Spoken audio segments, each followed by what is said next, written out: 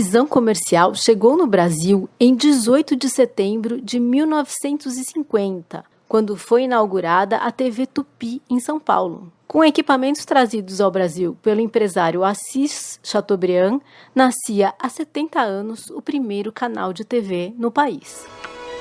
Foi inaugurada às 5h30 da tarde a primeira estação de televisão da América do Sul. TV Tupi Difusora, Canal 3 de São Paulo. Muita gente nem sabia o que era aquilo. Por isso, Chateaubriand mandou instalar televisores em vários locais da cidade, para que as pessoas conhecessem a novidade.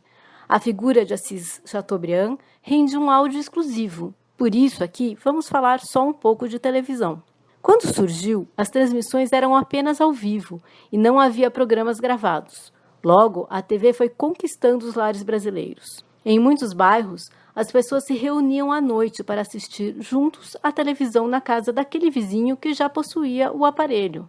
Logo, com o videotape, os tais programas gravados, as novelas que faziam sucesso no rádio migraram para a TV. Antes, as novelas copiavam dramas estrangeiros, mas os profissionais brasileiros criaram formas e linguagens que acabaram conquistando o mundo todo.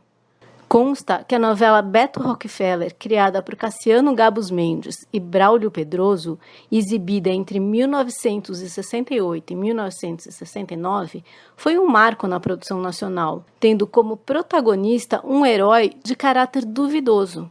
Autores como Dias Gomes e Janete Claire, e novelas como Irmãos Coragem e Roque Santeiro fizeram história. Roque Santeiro, inclusive, foi censurada na ditadura e teve sua produção interrompida e retomada só no fim do regime militar, alcançando as maiores audiências da TV brasileira. Por que muitos programas desses mais antigos não são reprisados? Uma parte porque as fitas eram caras e reaproveitadas, com outros programas gravados por cima. Outras foram consumidas por incêndios, especialmente na pioneira TV Tupi, já que o material era muito inflamável e a segurança precária.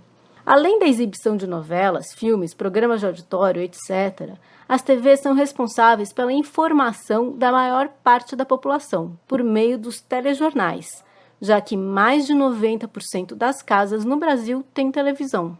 A internet vem modificando as formas das pessoas se informarem, mas as TVs ainda têm poder. O que a maioria dos cidadãos não sabe é que as emissoras de TV e rádio são concessões públicas.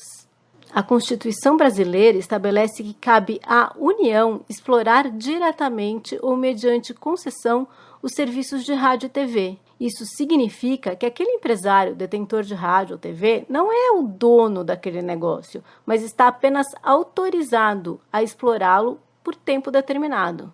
Em todo o mundo, o rádio e a TV têm sido tratados como concessões públicas desde a sua origem.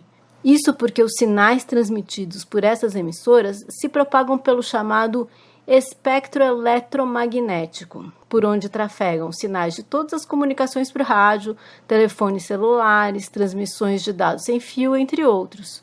E para colocar ordem nesses sinais que voam pelos céus que existe a concessão pública. Mas não é estranho que alguns donos de TV sejam extraordinariamente ricos, já que estão explorando um serviço público?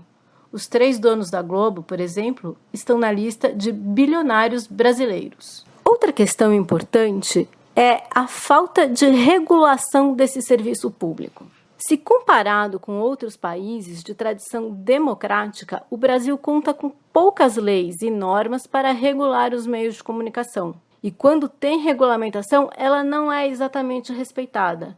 É o caso do artigo 54 da Constituição Federal, que proíbe que deputados federais e senadores sejam donos de canais de rádio e TV. Apesar disso, por meio de parentes ou laranjas, é grande o número de emissoras em todo o país que está nas mãos dos políticos. E temos visto agora as igrejas, principalmente aquelas que têm ambições políticas, assumindo emissoras e canais. Mesmo assim, muitas vezes, a gente vê por aí um político ou outro criticando as TVs. É o caso de fechar tudo? Calma, também não é assim.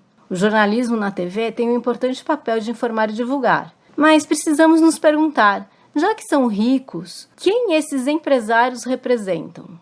Quais interesses eles defendem?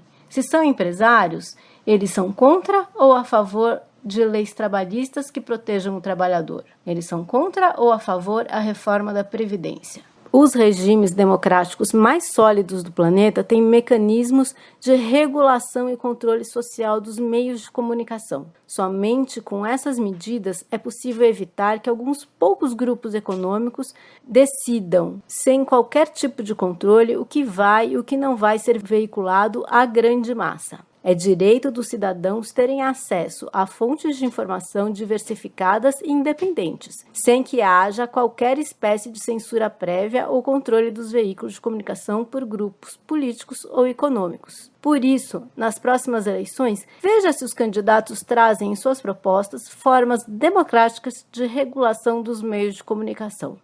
MTST, a luta é pra valer. Fala pra mãe que eu nunca li num livro que